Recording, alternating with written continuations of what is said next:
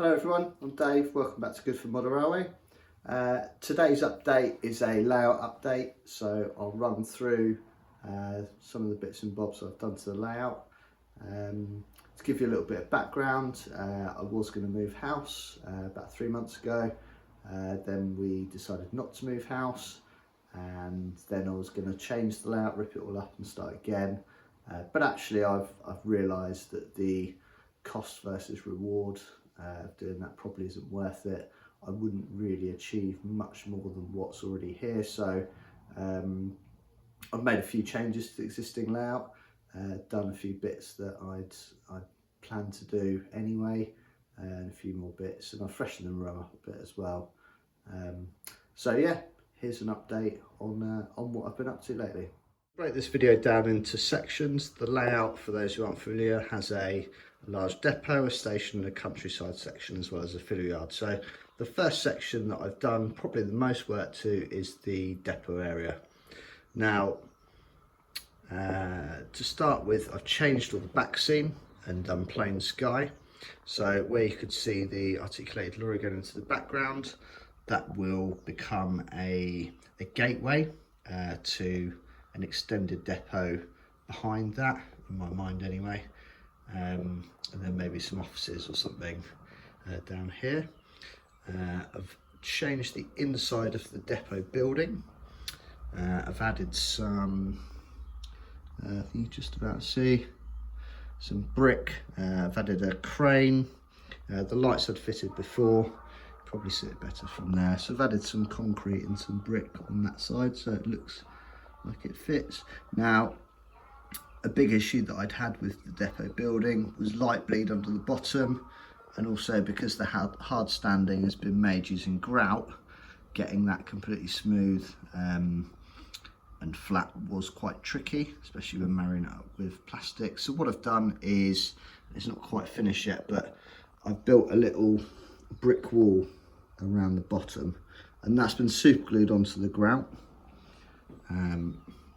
So you can see I've sort of covered up any gaps or holes with some undergrowth, so I will rip a lot of that out, so it's a lot more natural. So now the depot just slots in, so you can see, I'll just lift it up, see it just slots into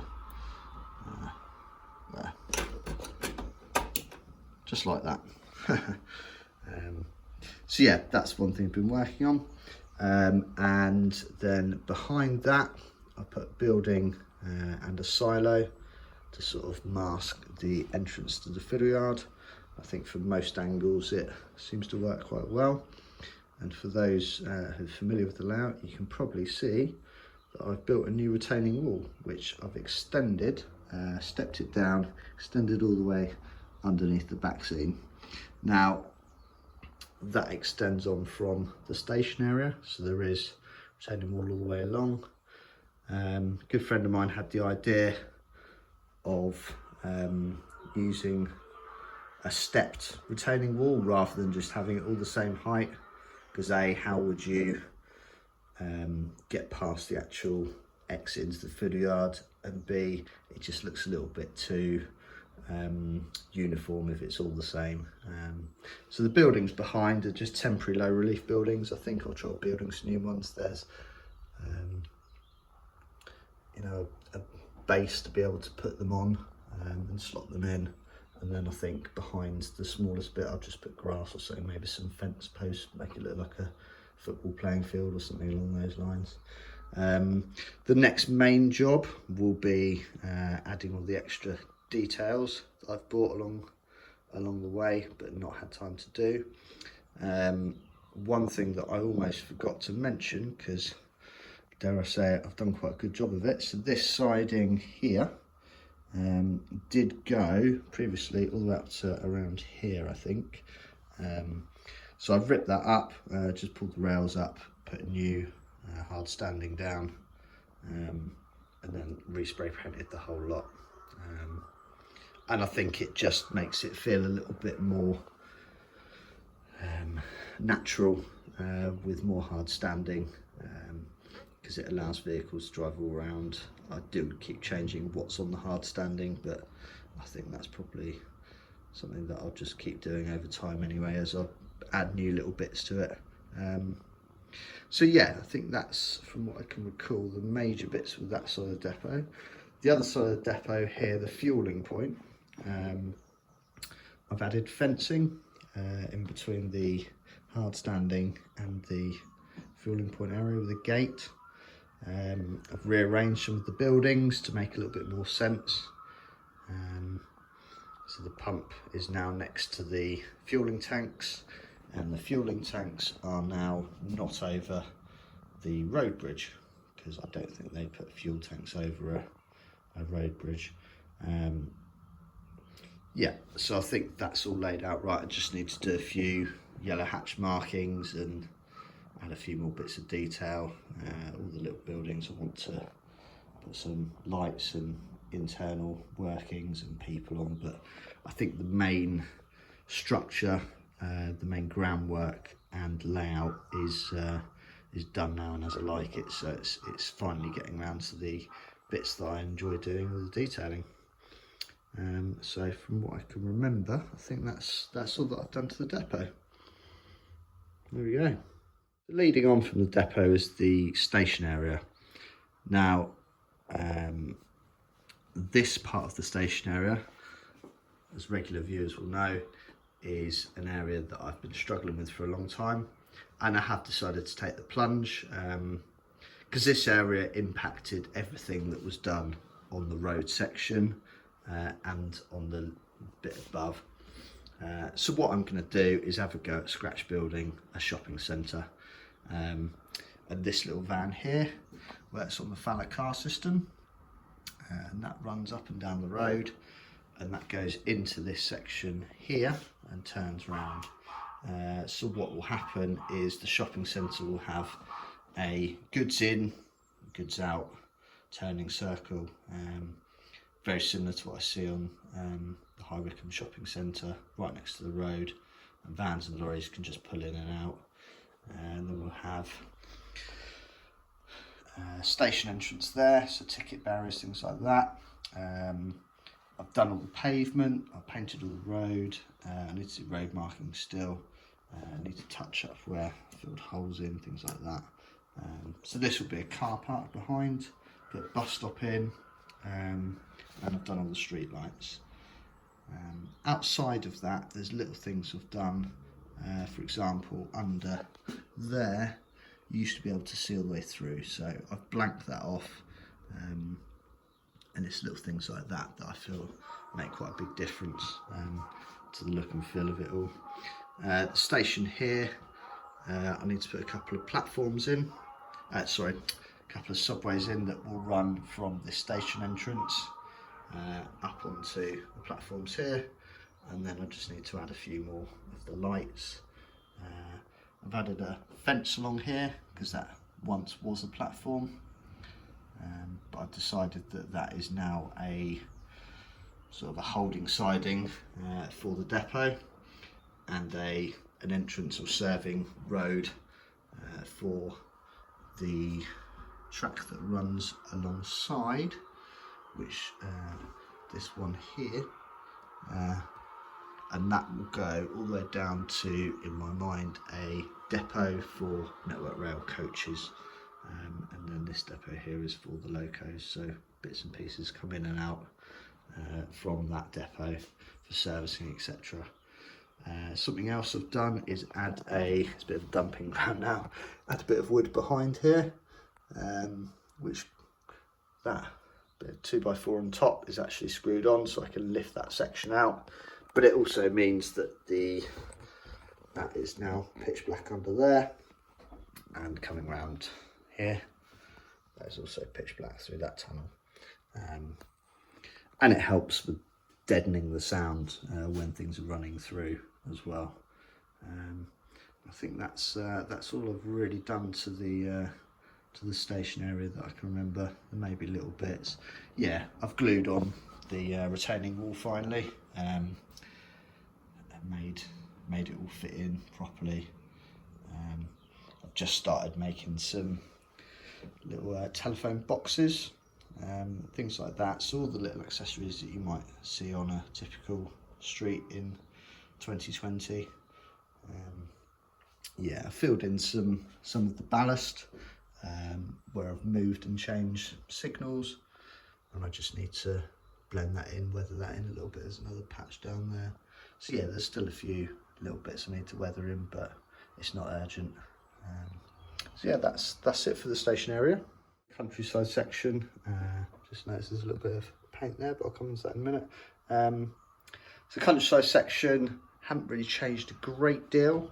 However, I've added back scene in front of the window.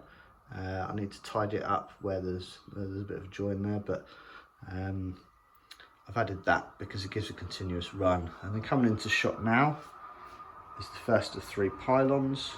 You can't actually see the wires in that shot. There we go, you can see I put some wires on them.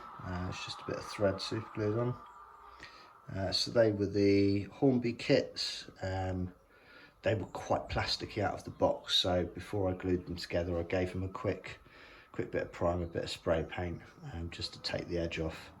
And then they run up into that corner there, and you can probably see now why, because we have a joining back scene, and unfortunately that was unavoidable, because they don't do, it's the ID back scenes premium range, so it's self-adhesive, but they don't do a run that's long enough, or that attaches to this end.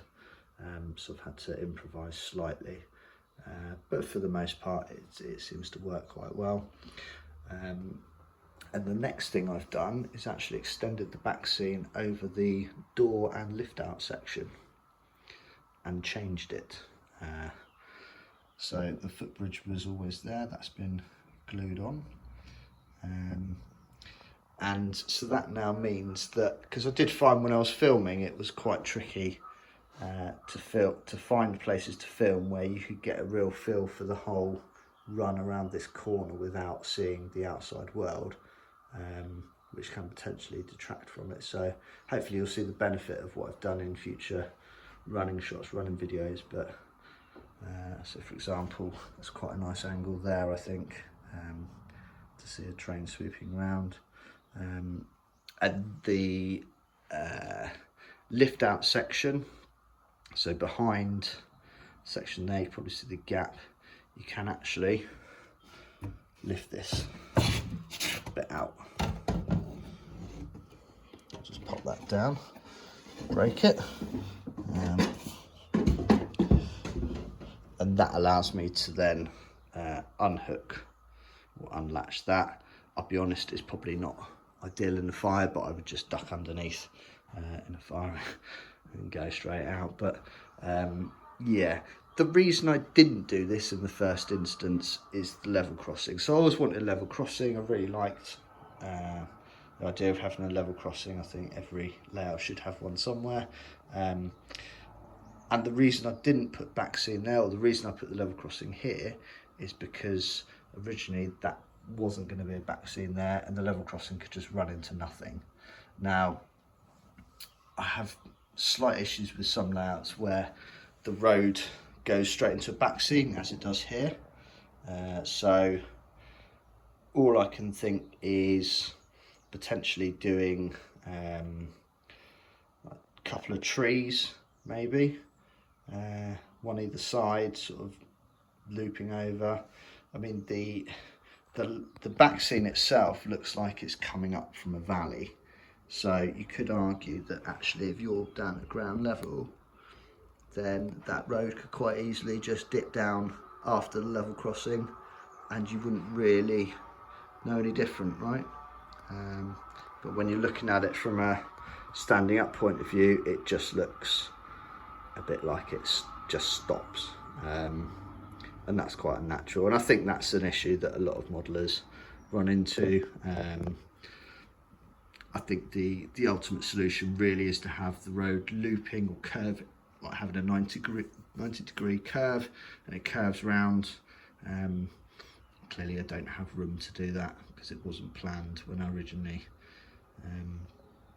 did the track plan. So yeah, any thoughts and ideas on what I could do there will be very well received, I think. But as it stands, I think I'll just leave it as is. Just need to touch it up slightly on the edge, but aside from that, I think that's as good as we're going to get for now. So yeah, from what I can recall since I last did a layout update, I think that's everything that's been done to the